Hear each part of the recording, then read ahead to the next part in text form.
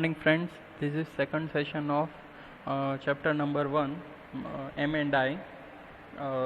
In this session, we will going to study about something about errors, linear measurements, and all. Okay, instruments ને એના વિશે આપણે જોશું, બરાબર છે? તો જોઈએ આપણે આગળ. જેમ કે આ ચેપ્ટરનું નામ છે લિનિયર એન્ડ એન્ગ્યુલર મેઝરમેન્ટ, બરાબર છે? જોઈએ આપણે આના ઓબ્જેક્ટિવ છે error types, classification of measuring instruments, linear measurement and its types, બરાબર છે? પછી vernier principle, vernier caliper, its least count, different type of instruments, પછી micrometer એનો principle, એનો least count, પછી micrometer instrument, પછી slip gauges અને process of measuring through slip gauges, બરાબર છે? તો આટલું આપણે મીન્સ લિનિયર મેઝરમેન્ટ આખું છે ને એ આપણે આ સેશનમાં કન્ડક્ટ કરશું. અને પછી એન્ગ્યુલર મેઝરમેન્ટ છે એમાં પાછા બે ટાઈપ પડે છે because it includes very intricate processes in it. Okay, linear measurement છે એ એક જ સેશનમાં પૂરું થઈ જશે. Okay, so let we see what errors. Start with the errors. So error is the difference between the actual measurement and measured measurement, બરાબર છે? તમે જેને વર્કપીસને મેઝર કરો છો એના એકચ્યુઅલ ડાયમેન્શન અને તમે ઇક્વિપમેન્ટથી જે મેઝર કરો છો ને તમારા જે ડાયમેન્શન આવે છે ને એ વચ્ચેના ડિફરન્સ છે એને એરર કહેવામાં આવે છે, બરાબર? It can B negative, it can B positive or it can B zero, બરાબર છે? સાવ ઝીરો તો પોસિબલ નથી, બરાબર છે, રિયલ વર્લ્ડમાં, બટ કેન બી પોસિબલ, બરાબર છે? તો ત્રણ ટાઈપની એરર હોય, પોઝિટિવ, નેગેટિવ અને ઝીરો, બરાબર છે? તો error can be classified, it can B further classified. હવે એરર છે એની પોસિબિલિટી કે કેવી રીતે બને છે, એરર કેવી રીતે પ્રોડ્યુસ થાય છે એના આધારે એને બે ટાઈપમાં ડિવાઈડ કરી શકાય. એક રેન્ડમ એરર છે, એક સિસ્ટમેટિક એરર છે. રેન્ડમ એરર છે એનો કોઈ ભરોસો નથી, ગમે એને લીધે આવી શકે, બરાબર? આઈધર ટેમ્પરેચરને લીધે કે કોઈ પણ રીતે આવી શકે, એને રેન્ડમ એરર કહેવાય છે, બરાબર? અને systematic error just because of સિસ્ટમને લીધે એરર આવે છે. જેમ કે if V measure through vernier calipers and if we the same object we will measure with the micrometer, બરાબર છે? અગર વર્નિયર કેલિપર્સથી મેઝર કરશો તમે તો તમારે જે ડાયમેન્શન આવશે એમાં એરરની પોસિબિલિટી વધારે છે, just because of any limitation છે કે 0.02 mm સુધી જ મેઝરમેન્ટ આપી શકે, બરાબર છે? એની સિસ્ટમ એવી છે. પણ માઇક્રોમીટરની સિસ્ટમ કેવી છે, એમાં 0.01 સુધીનું મેઝરમેન્ટ તમને આપી શકે, તો વધારે એક્યુરેટ મેઝરમેન્ટ આવશે. તો ડ્યુ ટુ સિસ્ટમને લીધે એરર આવે છે એને સિસ્ટમિક એરર છે, સિસ્ટમેટિક એરર કહેવાય છે. હવે આનું ફર્ધર ક્લાસિફિકેશન છે ને એ તમારે એન્જિનિયરિંગમાં આવશે, ડિટેલ આ એરર્સમાં ફર્ધર ક્લાસિફાઈ થાય છે, બરાબર છે? તો એ આપણે તમારે ડિગ્રી એન્જિનિયરિંગમાં આવશે. અહીંયા આપણે આટલું જ આવે છે, બરાબર છે? The different error, what is error? Error is the difference between actual dimension minus measured dimension, બરાબર છે? મેઝર્ડ ડાયમેન્શન છે એ વધારે હોય તો એરર નેગેટિવ આવે, મેઝર ડાયમેન્શન ઓછા હોય તો એરર છે એ પોઝિટિવ આવે, બે સરખા હોય તો ઝીરો એરર, બરાબર છે? તો દેટ ઇઝ કોલ્ડ એરર. પછી આવે છે ક્લાસિફિકેશન ઓફ મેઝરિંગ ઇન્સ્ટ્રુમેન્ટ્સ, બરાબર છે? તો એમાં લેન્થ મેઝરિંગ ઇન્સ્ટ્રુમેન્ટ્સ છે, એંગલ મેઝરિંગ ઇન્સ્ટ્રુમેન્ટ્સ છે, instrument for checking deviations from geometrical forms, બરાબર છે? આમાં એન્ડ સ્ટાન્ડર્ડ્સનો યુઝ થાય છે. પછી instruments for determining quality of surface finish, બરાબર છે? કેટલાક ઇન્સ્ટ્રુમેન્ટ્સ છે એ સરફેસ ફિનિશ જ મેઝર કરતા હોય છે, it doesn't measure the dimensions actually, બરાબર છે? તો જોઈએ આપણે આગળ. લેન્થ મેઝરિંગ ઇન્સ્ટ્રુમેન્ટ્સ છે, એમાં લેન્થ મેઝરિંગ ઇન્સ્ટ્રુમેન્ટ્સ છે એ બે ટાઈપના હોય છે, એક ડાયરેક્ટ મેઝરિંગ ઇન્સ્ટ્રુમેન્ટ્સ છે અને એક ઇનડાયરેક્ટ મેઝરિંગ ઇન્સ્ટ્રુમેન્ટ્સ છે. જેમ કે ડાયરેક્ટ મેઝરિંગ ઇન્સ્ટ્રુમેન્ટ્સ છે એમાં વર્નિયર કેલિપર્સ ને એ બધું આવે છે, જેમાં તમે ડાયરેક્ટલી થ્રુ ઇક્વિપમેન્ટ તમને ડાયમેન્શન મળી જાય. હવે કેટલાક ઇક્વિપમેન્ટ એવા હોય કે જેમાં છે ને એ મેઝર કરે પછી એને બીજા સ્કેલ ઉપર તમારે મેઝર કરવા પડે. જેમ કે કેલિપર્સ છે, કેલિપર્સની વાત કરીએ તો કેલિપર્સ આઉટસાઇડ ડાયામીટર તમારે મેઝર કરવું હોય તો આઉટસાઇડ કેલિપર્સ આવે, તમે એને શાફ્ટની બે બાજુ રાખી અને ટાઈટ કરી નાખો, પછી એ ડાયમેન્શનને તમારે પાછા સ્લિપ ગેજ થ્રુ કે તમારા વર્નિયર કેલિપર્સ થ્રુ તમારે મેઝર કરવા પડે, બરાબર છે? જેમ કે ડાયલ ગેજ છે, તો આ બધા છે ઇનડાયરેક્ટ મેઝરિંગ ઇન્સ્ટ્રુમેન્ટ્સ છે, બરાબર છે, જેના થ્રુ તમે ડાયરેક્ટલી મેઝર ન કરી શકો, પણ ઇનડાયરેક્ટલી તમારે મેઝર કરવા પડે. ને એની એક્યુરેસી છે એ જેના વડે તમે મેઝર કરો છો એના ઉપર ડિપેન્ડ કરે છે, બરાબર છે. અહીંયા લિસ્ટ આપેલું છે ડાયરેક્ટ મેઝરિંગ ઇન્સ્ટ્રુમેન્ટ્સનું અને ઇનડાયરેક્ટ મેઝરિંગ ઇન્સ્ટ્રુમેન્ટ્સનું, બરાબર છે, તમે જોઈ શકો છો. ત્યાર પછી આવે છે એક એક આપણે ઇક્વિપમેન્ટ જોશું. એમાં ફર્સ્ટ છે સ્ટ્રેટ એજ. સ્ટ્રેટ એજ મીન્સ રૂલ, ફૂટપટ્ટી, જે બધાએ આપણે યુઝ કરીએ છીએ from hour very childhood days, even recently આપણે વર્કશોપમાં પણ યુઝ કરીએ છીએ. સ્ટીલ રૂલ્સ અને પ્લાસ્ટિક રૂલ્સ છોકરાઓ માટે હોય છે, બરાબર છે. સ્ટીલ રૂલ્સ છે મોસ્ટ પ્રોબેબલી વર્કશોપ્સમાં યુઝ થાય છે મેઝરમેન્ટ લેવા માટે, બરાબર છે, જેની એક્યુરેસી ઓલમોસ્ટ +-1 mm જેટલી હોય છે. અને એ 30 સેન્ટીમીટરથી 15 સેન્ટીમીટરના ડાયમેન્શનમાં અવેલેબલ, કારણ કે we are still using the FPS method, આપણે ફૂટનો યુઝ કરીએ છીએ.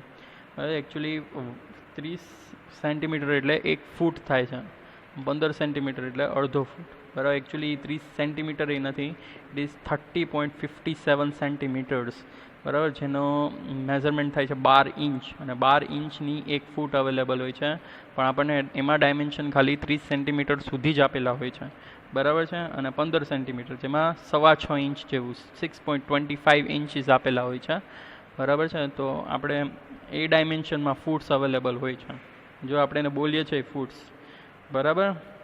તો સ્ટ્રેટ એજીસ, બરાબર છે, very simple equipment through which we can get any measurements. ત્યાર પછી આ છે વર્નિયર કેલિપર્સ. એના ફર્સ્ટ આપણે એનો પ્રિન્સિપલ અહીંયા આપેલો છે. As we can see there is two scales exactly. One is a main scale, as you can see here, બરાબર છે, મેઇન સ્કેલ છે, અને વર્નિયર સ્કેલ છે. વર્નિયર સ્કેલ છે that can slide from to and fro, which can slide on main scale to and fro, બરાબર છે. હવે main scale ઉપર છે ને જે કાપા આપેલા હોય છે, બરાબર, એનગ્રેવડ લાઇન્સ છે, એની સંખ્યા એ વધારે હોય છે. વર્નિયર સ્કેલ ઉપર એનગ્રેવડ કાપાની સંખ્યા કરતાં વધારે હોય છે, બરાબર. It's something like if we take main scale ઉપર અગર 50 કાપા આપેલા હશે ને, તો વર્નિયર સ્કેલ ઉપર 49 કાપા આપેલા હોય, બરાબર છે. તો for just because of that it can create 0.02 millimetre નો ડિફરન્સ. બે કાપા વચ્ચેનું ડિસ્ટન્સ વર્નિયર સ્કેલ ઉપર છે ને 0.02 mm જેટલું પ્રોડ્યુસ થાય છે, બરાબર છે. જેના લીધે થશે કેવું કે અગર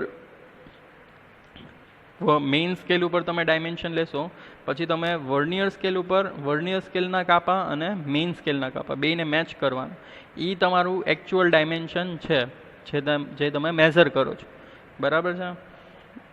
તમે લેબોરેટરીમાં શીખશો કે મેઇન સ્કેલ છે, મેઇન સ્કેલ અને વર્નિયર સ્કેલનો યુઝ કરીને વર્કપીસનું મેઝરમેન્ટ કેમ કરી શકાય. પણ અહીં આપણે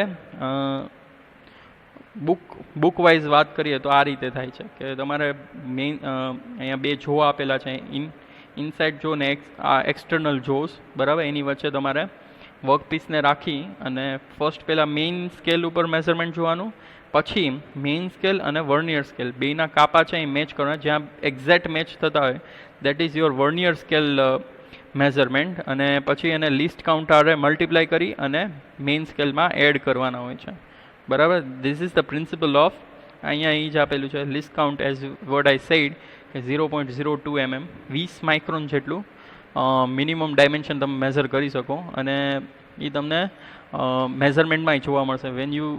when you will measure the workpiece, it will always 20 micron, 40 micron, 60 micron and full mm. Okay, તો આવી રીતે મેઝરમેન્ટ થશે vernier કેલિપર્સમાં. and now we will see the different equipments, measuring equipments which uses this principle to measure the dimensions are here. Vernier calipers, dial વાળું vernier calipers આપેલું છે, બરાબર છે. પછી આપેલ ડાયલ હાઇટ ગેજ છે, પછી ડેપ્થ ગેજ છે, બરાબર છે. આ બધા વર્નિયર કેલિપર્સના પ્રિન્સિપલ ઉપર જ વર્ક કરે છે બધા, બરાબર છે. તો આવી રીતે છે. ત્યાર પછી આવે છે માઇક્રોમીટર્સ છે it work on the screw and nut principal. હવે એમાં આપણે જેમ કે સ્ક્રૂ ને નટ જોયા છે, બરાબર છે. સ્ક્રૂ હોય એના ઉપર નટ ચડે છે. નટ છે એ એક આંટો ફરે, જેમ કે આપણે સમજ્યા છે કે નટ છે એ જ્યારે એક આંટો ફરે ત્યારે એ કેટલું ડાયમેન્શન મૂવ કરે, તો કે એના પીચ જેટલું. જો સિંગલ થ્રેડેડ પીચ હોય, સિંગલ થ્રેડેડ ડબલ થ્રેડેડ મારે કહેવાની જરૂર નહીં પડે, કદાચ તમે ફર્સ્ટ સેમેસ્ટરમાં ભણી ગયા છો. સિંગલ થ્રેડેડ સ્ક્રૂ હોય અને એના ઉપર નટ ચડાવીએ આપણે, તો જ્યારે નટનું એક રિવોલ્યુશન થાય ત્યારે એ કેટલું પ્રોસીડ કરશે, તો કે એના લીડ જેટલું, કે એના પીચ જેટલું. સિંગલ થ્રેડેડમાં પીચ જેટલું. પીચ છે, હવે આ માઇક્રોમીટર્સ છે એમાં પીચ છે ને એ 1 mm જેટલી આપવામાં આવે. કેટલી? સોરી, 1 mm જેટલી નહીં, 0.5 mm 0.5 mmની પીચ આપવામાં આવે. એક રિવોલ્યુશન થશે ને ત્યારે 0.5 mm જેટલું 0.5 mm જેટલું જો છે એ આગળ વધશે, બરાબર છે. હવે વર્કપીસ છે એને 2 જો વચ્ચે તમારે મૂકવાનું હોય છે, અને 2 જો વચ્ચે તમે મૂકશો તો તમને મેઇન મેઝરમેન્ટ છે, મેઇન મેઝરમેન્ટ એ તમને વર્નિયર મેઇન મેઝરમેન્ટ છે એ તમને સ્લીવ ઉપર મળશે, અને સેકન્ડરી મેઝરમેન્ટ છે એ તમને થિમ્બલ ઉપર મળશે, બરાબર છે. હવે થિમ્બલ છે એ એક ફૂલ રિવોલ્યુશન ફરશે ને, એક ફૂલ રિવોલ્યુશન, ત્યારે સ્લીવ છે, સ્લીવ એ 0.5 mm જેટલું આગળ વધશે, બરાબર છે. હવે એ ફૂલ રિવોલ્યુશન છે એને 50 ભાગમાં ડિવાઈડ કરેલા છે, બરાબર છે, 50 ભાગમાં. એટલે તમે ઇન બિટવીન એ 0.5 mm છે એને તમે ડિવાઈડ કરીને મેઝર કરી શકો છો. તો આ રીતે માઇક્રોમીટર ઉપર રીડિંગ લેવામાં આવે છે, બરાબર છે. તો જોઈએ કેટલાક ઇક્વિપમેન્ટ છે માઇક્રોમીટરનો પ્રિન્સિપલ યુઝ કરી અને મેઝરમેન્ટ લે છે, બરાબર છે. તો અહીંયા આપેલા છે જુદા જુદા ઇક્વિપમેન્ટ્સ, બરાબર છે. સ્ક્રૂ થ્રેડ મેઝર કરવા માટે છે, પછી ડાયરેક્ટ માઇક્રોમીટર ઉપર ડાયરેક્ટ રીડિંગ લેવા માટે છે, પછી આ ડાયલ ઇન્ડિકેટરનો યુઝ કરેલો છે અહીંયા. તો આવી રીતે જુદા જુદા ઇક્વિપમેન્ટ્સ છે જેનો યુઝ કરી અને મેઝરમેન્ટ લેવામાં આવે છે. માઇક્રોમીટર ઉપર મેઝરમેન્ટ લેવામાં આવે છે, જેમાં માઇક્રોમીટર પ્રિન્સિપલનો યુઝ થાય છે, સ્ક્રૂ થ્રેડ પ્રિન્સિપલનો યુઝ થાય છે, બરાબર છે. ત્યાં આ ઇનસાઇડ માઇક્રોમીટર્સ છે, ઇનસાઇડ માઇક્રોમીટર્સ છે it work on the same principle, બરાબર. પણ એમાં જ્યારે તમે ફેરવતા જશો ને ત્યારે જોશ છે એ ખુલતા જશે, એમાં પેક થતા જશે, આમાં ખુલતા જશે, બરાબર છે. અને જેનું તમારે મેઝરમેન્ટ લેવું હોય ત્યાં રાખી અને તમે એને લોક કરી દો. પાછળ રચેટ છે જેને 3 વખત ફેરવી અને તમે લોક કરી શકો, બરાબર છે. ઉપર નટ છે જેના થ્રુ તમે લોક કરી અને મેઝરમેન્ટ છે એને વાંચી શકશો તમે થિમ્બલ ઉપર અને સ્લીવ ઉપરથી, બરાબર છે. ત્યાર પછી જોઈએ આપણે ઇનડાયરેક્ટ મેઝરમેન્ટ ઇન્સ્ટ્રુમેન્ટ, બરાબર છે. હવે આપણે વાત કર્યું છે કે ઇનડાયરેક્ટ મેઝરમેન્ટ એટલે શું થાય અને ડાયરેક્ટ મેઝરમેન્ટ એટલે શું થાય. ડાયરેક્ટ મેઝરમેન્ટ ઇઝ સમથિંગ કે એમાં તમે આપણે હમણાં વર્નિયર સ્કેલ અને માઇક્રોમીટરમાં જોયું કે એમાં તમે થ્રુ ઇક્વિપમેન્ટ તમે મેઝરમેન્ટ લઈ શકો. જ્યારે ઇનડાયરેક્ટ મેઝરમેન્ટ છે એમાં તમને વર્કપીસનો અરાઉન્ડ મેઝરમેન્ટ તમને ખબર હોય, એના ઉપરથી તમારે પહેલાં સેટ કરવાનું, પછી મેઝર કરવાનું, અને એ મેઝરમેન્ટની આજુબાજુ કેટલું ડિફ્લેક્શન છે ને એ તમે ચેક કરી શકો. જેમ કે ડાયલ ઇન્ડિકેટર છે, અને ડાયલ ઇન્ડિકેટર છે એના ઉપર તમને એકચ્યુઅલ મેઝરમેન્ટ ન મળે, પણ એકચ્યુઅલ મેઝરની આજુબાજુ ડિફ્લેક્શન કેટલું છે એ તમને જરૂર મળી જાય, અને it give you the same accuracy as micrometer gives, બરાબર છે. ડાયલ ઇન્ડિકેટર ઉપરથી પણ તમને 10 માઇક્રોન જેટલી એક્યુરેસી મળી જશે જે તમને માઇક્રોમીટરમાં મળે છે, બરાબર છે. પણ માઇક્રોમીટર છે એની એક લિમિટેશન છે કે એ તમને 60 સેન્ટીમીટર વધીને 60 સેન્ટીમીટર જેટલું મેઝરમેન્ટ આપી શકે, બરાબર. એવડા માઇક્રોમીટર હોય છે. પણ ડાયલ ઇન્ડિકેટર છે એમાં એવું નથી. ડાયલ ઇન્ડિકેટરને તમારે જેટલું સેટ કરવું હોય એટલો સેટ કરી શકો, બરાબર છે. જેટલા ડાયમેન્શન ઉપર સેટ કરવું હોય કરી શકો. It can be 60 metre, it can be more than metres, બરાબર છે. મોર દેન 60 મીટર્સ, બરાબર છે. એના ઉપર એ તમે સેટ કરી શકો. એની આજુબાજુ તમને ડિફ્લેક્શન આપશે 1-2 માઇક્રોનમાં, સોરી 10-20 માઇક્રોનની અંદર તમને એક્યુરેસીમાં મેઝરમેન્ટ કરીને આપી દેશે, બરાબર છે. That is called indirect measurement. પછી આપણે કેલિપરનું ને એનું જોયું, બરાબર છે. પણ એની એક્યુરેસી છે એ તમે જેના થ્રુ મેઝરમેન્ટ કરશો એના ઉપર ડિપેન્ડ કરશે. તો જો અહીંયા આપેલા છે ઇનસાઇડ કેલિપર, આઉટસાઇડ કેલિપર્સ, બરાબર છે. પછી ડિવાઈડર્સ છે, calliper use as a divider. પછી સ્લીપ ગેજીસ આપેલા છે. આ સ્લીપ ગેજીસનું બોક્સ છે. અહીંયા તમે જે બ્લોક્સ જોવો છો it's almost 84 number of blocks, બરાબર, જુદા જુદા સાઇઝમાં અવેલેબલ હોય છે. અને every 3 months it use to go for the laboratories for precision checking, બરાબર છે. વર્કપીસ સ્ટાન્ડર્ડમાં ચેક થાય છે કે ભાઈ આમાં એરર્સ કેટલી છે. અને એ એરર્સ છે કારણ કે when you are working in the industries every single micron is very important, બરાબર છે. દરેક માઇક્રોન છે એ બહુ ઇમ્પોર્ટન્ટ થઈ જાય. એક માઇક્રોનના ચેન્જીસના લીધે તમારે માલ છે એ સ્ક્રેપ થઈ જતો હોય, બરાબર છે. So every 3 months it goes for the laboratories for checking, બરાબર છે. આનો યુઝ કરી અને સ્ટાન્ડર્ડ્સ બનાવવામાં આવે છે. અને સ્ટાન્ડર્ડ્સ છે એના ઉપર ઇન્ડિકેટર, ડાયલ ઇન્ડિકેટર છે એને લગાડવામાં આવે. પછી એ ડાયલ ઇન્ડિકેટર છે એ મેઝરમેન્ટ લેશે, તમને ડેવિએશન આપશે, બરાબર છે. તો આ રીતે ડાયલ ઇન્ડિકેટરનો યુઝ થાય છે મેઝરમેન્ટ માટે. હવે આમાં એક પ્રોસેસ છે ડાયલ ઇન્ડિકેટર થ્રુ મેઝર કરવાની, કે આમાં બ્લોક્સ છે. સપોઝ આમાં 150નો બ્લોક હશે, 100નો બ્લોક હશે, 75, 50, પછી એમએમમાં કેટલા બ્લોક્સ હશે. Total number of 84 blocks available છે. હવે એવું જરૂરી તો નથી કે આમાં જે બ્લોક્સ આપેલા છે એ જ મેઝરમેન્ટ આવેલું હોય. જેમ કે 100 આપેલો છે તમને, બરાબર છે. તો મે બી પોસિબલ કે તમને 110 આપે કે ભાઈ 110 મેઝર કરો તમે. 110 તો 110નો તો બ્લોક આમાં નથી. તો તમારે પહેલાં શું કરવું પડે કે એ મેઝરમેન્ટને તમારે બનાવવું પડે. એ મેઝરમેન્ટને તમારા બ્લોક્સ થ્રુ બનાવવું પડે, બરાબર છે. કોમ્બિનેશન થ્રુ બનાવવું પડશે તમારે, બરાબર છે. એના માટે પહેલાં રિંગિંગ પ્રોસેસ કરવી પડે. મેં તમને કીધું કે ભાઈ every single micron is very important, બરાબર છે. તો પહેલાં શું કરવું પડે, જ્યારે તમે એક બ્લોક ઉપર બીજો બ્લોક રાખો તો પોસિબલ છે કે વચ્ચે એર રહી જાય. અને એર રહી જશે તો એટલું મેઝરમેન્ટ વધારે આવશે, સિંગલ માઇક્રોન વધારે આવશે. તો એવું ન થાય એટલા માટે રિંગિંગ પ્રોસેસ કરવામાં આવે છે. હવે રિંગિંગ પ્રોસેસ છે ને એમાં 2 બ્લોક છે ને એકબીજા સાથે ઘસવામાં આવે છે, બરાબર. આ બ્લોક્સ છે એ બધા HSSના બનેલા હોય છે, હાઈ સ્પીડ સ્ટીલના, બરાબર. એને એકબીજા સાથે ઘસશો ને તમે એટલે એ એકબીજા સાથે ચોંટી જશે. એની વચ્ચે એર નહીં હોય. ભાઈ એર નહીં હોય ને એટલે તમને એક્યુરેટ મેઝરમેન્ટ આપશે, બરાબર છે. તો એ પ્રોસેસ છે ને એને રિંગિંગ કહેવાય. મોસ્ટલી આ એક્ઝામમાં ઘણી બધી વખત પૂછે છે, બરાબર છે. તો આ રીતે ઇનડાયરેક્ટ મેઝરિંગ ઇન્સ્ટ્રુમેન્ટ્સ અને ડાયરેક્ટ મેઝરિંગ ઇન્સ્ટ્રુમેન્ટ્સ. અહીંયા ડાયલ ઇન્ડિકેટર આપેલું છે મેં કીધું એમ, બરાબર છે. ડાયલ ઇન્ડિકેટર વિશે આપણે ફર્ધર છે ને ડિટેલમાં જોશું ચેપ્ટર નંબર 2માં. બાકી અહીંયા એની એક્યુરેસી અને એમાં ગિયર ટ્રેન મિકેનિઝમનો યુઝ થાય છે, જે આપણને